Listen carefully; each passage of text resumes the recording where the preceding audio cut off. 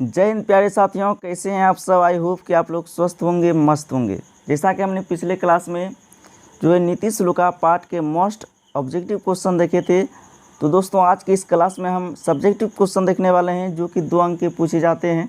ठीक है, तो आपके सामने पहला क्वेश्चन है, हर परिस्थिति में धर्म की ही रक्षा क्यों करनी चाहिए। ठीक है, आपको पहले बता दें कि धर्म की रक्षा किससे होती है। धर्म की रक्षा सत्य से होती है। किससे होती है? सत्य से। यानी कि आप सत्य की राह पर चलेंगे तभी धर्म की रक्षा हो पाएगा। ठीक है, कहा गया है कि स्वधर्मे निधनम श्रेय, अर्थात अपने धर्म की रक्षा करने में अगर मृत्यु भी हो जाए तो वह श्रेष्ठ है। ठीक है, अच्छा है अपने धर्म का कल्याण करने में स्वयं एवं दूसरों का भी कल्याण संभव है। ठीक है, चलिए अगला क्वेश्चन देखते हैं। अपने भाषा में ही आपको एग्जाम में लिखना है। अगला क्वेश्चन आता है, इस संसार में कैसे लोग सुलभ और कैसे लोग दुर्लभ है। ठीक है, सुलभ का अर्थ होता है प्यारे साथियों आसानी से मिल जाते हैं। सुलभ मतलब आसान, दुर्लभ यानी कठिन। देखिए इसका आंसर समझिए पहले। सदैव प्रिय बोलने वाले इस संसार में सहज ही प्राप्य है। यानी कि प्रिय बोलने वाले लोग आसानी से मिल जाते हैं। ठीक है, क्योंकि उसमें उनका अपना भी स्वार्थ शामिल होता है। उसका कुछ ना कुछ स्वार्थ शामिल होता है, तभी आपसे प्रिय वचन यानी कि मीठी मीठी बातें करता है आपसे। ठीक है, उसमें कुछ ना कुछ उसका स्वार्थ छुपा रहता है। परंतु हितकारी बात यदि अप्रिय हो तो अगर हितकारी बात यदि अप्रिय हो तो इसे बोलने वाले दुर्लभ होते हैं। ठीक है, क्या होते हैं? दुर्लभ। हितम मनोहारी दुर्लभम वचः, महाकवि भारवी भी इसके पक्षधर है। ठीक है, चलिए अगला क्वेश्चन आता है, बहुत इंपॉर्टेंट क्वेश्चन है, इसको ध्यान से समझिएगा। क्वेश्चन है आपके सामने, नरक के द्वार कौन कौन है। नरक के द्वार कौन कौन है? इसका आंसर लिखा गया है, काम, क्रोध और लोभ इस संसार में नरक का द्वार कहे गए हैं। नरक के मुख्य 3 द्वार बताए थे, काम, क्रोध और लोभ। याद रखना है, नरक के कितने द्वार है? 3, काम, क्रोध और लोभ। क्योंकि इनका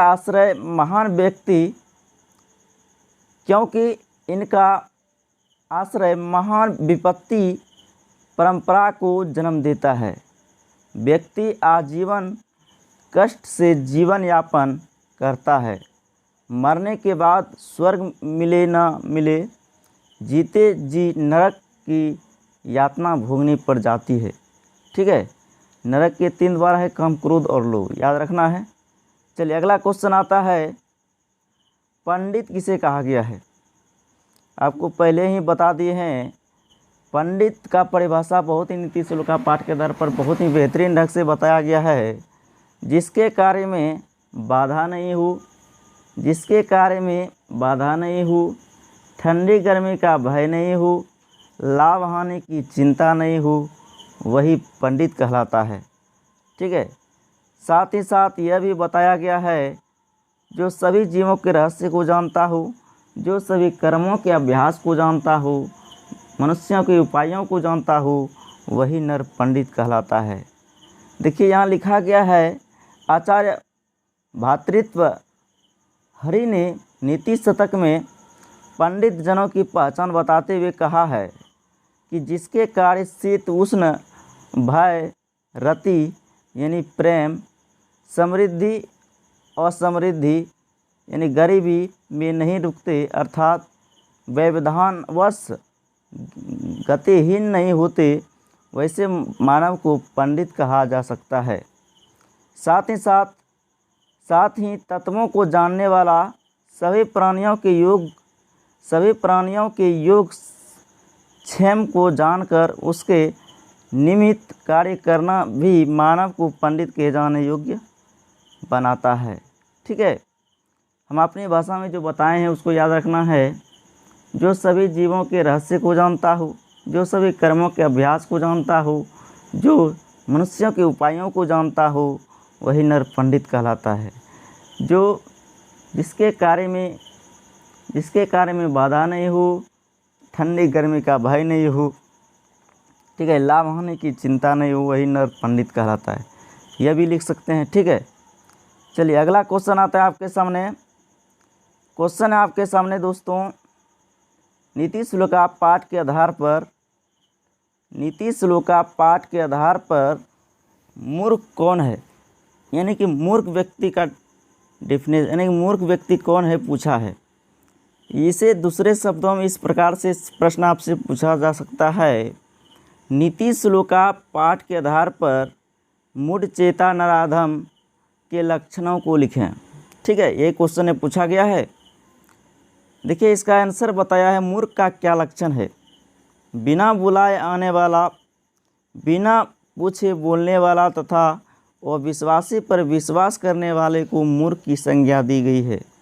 ठीक है, जो बिना बुलाए किसी सभा में प्रवेश करता हो, बिना पूछे बहुत बोलता हो और विश्वास नहीं करने वाली बातों पर भी विश्वास कर लेता हो, उसे ही विदुर जी ने मूढ़ चेता नराधम कहा है।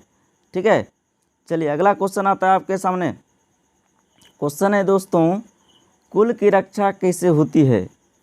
कुल की रक्षा कैसे होती है। कुल की रक्षा किससे होती है, रोजगार से होती है, यह बता दिए हैं। ठीक है, कुल की रक्षा सदाचार से होती है। ठीक है, यहाँ लिखा गया है, तो याद रखना ओरिजिनल जो आंसर होगा, सही आंसर जो होगा, कुल की रक्षा रोजगार से, ये वृत्ति से होती है। संस्कृत में वृत्ति बोला जाता है, हिंदी में रोजगार बोला जाता है। कुल की रक्षा किससे होती है, रोजगार से। ठीक है, चलिए अगला क्वेश्चन आता है आपके सामने। 7वां क्वेश्चन देखिएगा। क्वेश्चन है दोस्तों आपके सामने, नीति श्लोका पाठ से किसी एक श्लोक को साफ साफ शब्दों में लिखें। ठीक है, कोई भी श्लोक लिख सकते हैं नीति श्लोका पाठ से।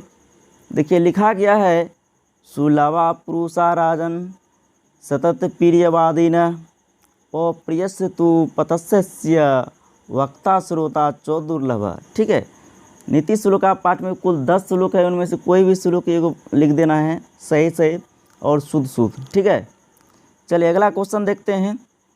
8वां क्वेश्चन आपके सामने है दोस्तों। क्वेश्चन है आपके सामने, 6 प्रकार के दोष कौन कौन है। 6 प्रकार के दोष होते हैं, कौन कौन है बताना है। पठित पाठ के आधार पर वर्णन करना है। ठीक है, 6 प्रकार के दोष। नेक्स्ट क्वेश्चन है, 6 प्रकार के दोष कौन है, पठित पाठ के आधार पर वर्णन करें। ठीक है, अपनी प्रगति पाने के लिए, अपनी प्रगति की इच्छा रखने वाले व्यक्ति को 6 दोषों को त्याग देना चाहिए। उसको जो है नीति श्लोका पाठ के अनुसार आपको वर्णन करके बताना है। ठीक है, देखिए इसका आंसर लिखा गया है, जीवन की सफलता के श्रेय और प्रेय 2 मार्ग है। प्रेय का फल अस्थायी होता है, परंतु श्रेय का मार्ग मानव को सदा के लिए उन्नति और कल्याण के मार्ग पर चलने को प्रेरित करता है। इस कार्य के साध्य सिद्धि में मनुष्यों को निंद्रा का अर्थ होता है अधिक सोना, तंद्रा ऊँघना, भय, क्रोध, आलस और दृढ़ सुतरता, किसी कार्य को देर से करने की आदत। ठीक है, यह कहलाता है दृढ़ सुतरता। आदि दोषों को त्यागना चाहिए। महात्मा विदुर ने की वाणी को सत्य मानकर जो व्यक्ति इन 6 दोषों को छोड़ देगा, उसे परम कल्याण की प्राप्ति होगी। ठीक है, तो अगर आप 6 प्रकार के दोष त्याग देते हैं तो निश्चित रूप से आप ज़िंदगी में आगे बढ़ेंगे। ठीक है, सक्सेस जल्दी हो जाएंगे। यह 6 दोष कौन कौन है, निंद्रा यानी कि अधिक सोना, तंद्रा यानी कि ऊँघना, भय, क्रोध, आलस और दृढ़ सुतरता। ठीक है, चलिए अगला क्वेश्चन आता है आपके सामने। 9वां क्वेश्चन है दोस्तों, हिंदी में उत्तर दें। नरकस्य त्रिविधम द्वारम कस्य नाशनम। काम, क्रोध और लोभ 3 नरक के द्वार है, इनसे आत्मा अभिमान नष्ट होता है, अतः इन्हें त्याग देना चाहिए। इसे क्या करना है? त्याग देना चाहिए। काम, क्रोध और लोभ ये नरक के 3 द्वार है, ये क्या करते हैं? आत्मा का नाश कर देते हैं, इसीलिए इन्हें त्याग देना चाहिए। चलिए अगला क्वेश्चन आता है आपके सामने। 10वां क्वेश्चन है दोस्तों, संपन्नता चाहने वाले को किन किन दोषों को छोड़ देना चाहिए। यानी कि मनुष्य को प्रगति पाने के लिए किन किन दोषों को छोड़ देना चाहिए। सेम क्वेश्चन वही है, ठीक है, अभी जो समझाए। चलिए अगला क्वेश्चन देखते हैं। अंतिम क्वेश्चन है, नीति श्लोका पाठ में मूर्ख किसे कहा गया है। यानी कि मूढ़ चेता नराधमा, मूर्ख और नीच किसे कहा गया है नीति श्लोका पाठ के आधार पर आपको बताना है, ठीक है। बहुत ही इम्पोर्टेंट क्वेश्चन है, हो सकता है 2024 के बोर्ड एग्जाम में यह पूछा जाए। देखिए इसका आंसर लिखा गया है, बिना निमंत्रण का प्रवेश करने वाला। यानी जो बिना बुलाए किसी सभा या उत्सव शादी ब्याह में जो प्रवेश करता है, बिना पूछे अधिक बोलने वाले, विश्वास ना करने योग्य पर भी विश्वास करने वाला, ठीक है, विश्वास नहीं करने वाली बातों पर भी विश्वास कर लेता है, उसे ही विदुर जी ने मूर्ख और नीच कहा है, ठीक है। उसे ही क्या बोला है? विदुर जी ने मूर्ख और नीच, ठीक है। तो आई होप इसमें जितने भी क्वेश्चन बताए आपको समझ में आया होगा। चलिए मिलते हैं अगले क्लास में, तब तक के लिए जय हिंद, वंदे मातरम।